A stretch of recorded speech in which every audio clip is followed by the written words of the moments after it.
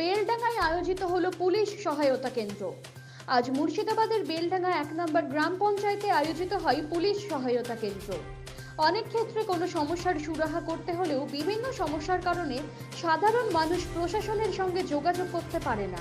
তাই মানুষের সমস্ত সমস্যার কথা শুনতে এবং তার সহায়তা করতে পুলিশ প্রশাসনের সহায়তায় আয়োজিত হলো এই সহায়তা কেন্দ্র। বেলডাঙ্গা থানার পুলিশ আধিকারিক এবং চৈতন্যপুর গ্রাম পঞ্চায়েতের সহায়তায় এই পুলিশ সহায়তা কেন্দ্রটি আয়োজিত হয়। এদিকে সাধারণ মানুষের উপচে পড়া ভিড় লক্ষ্য করা যায়। উপস্থিত ছিলেন বেলডাঙ্গা 1 নম্বর উত্তরের তৃণমূল কংগ্রেসের সভাপতি বনতোষ ঘোষ, কামারুজ্জামান, জুলফিকার চৌধুরী সহ অন্যান্য বিশিষ্ট ব্যক্তিবর্গ। রামচন্দ্র বিশ্বাস রিপোর্ট, JS নিউজ।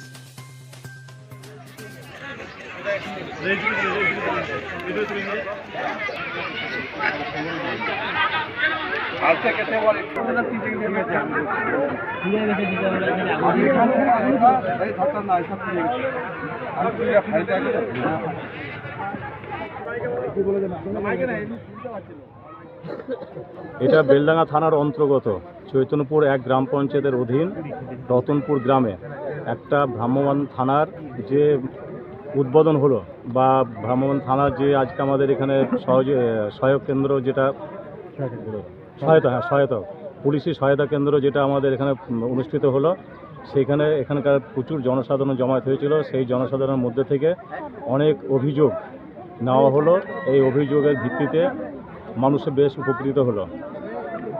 এই প্রোগ্রাম যদি মাঝে মধ্যে হয় তাহলে পরে মানুষ খুব উপকৃত হবে এবং আমি প্রশাসনের কাছে অনুরোধ করব যাতে এই প্রোগ্রামটা মাঝে মধ্যে করেন, সেই আমি অনুরোধ রাখছি। আপনি চাইছেন প্রতিটা গ্রামে গ্রামে হোক, প্রতিটা অঞ্চলের প্রতিটা গ্রামে হোক।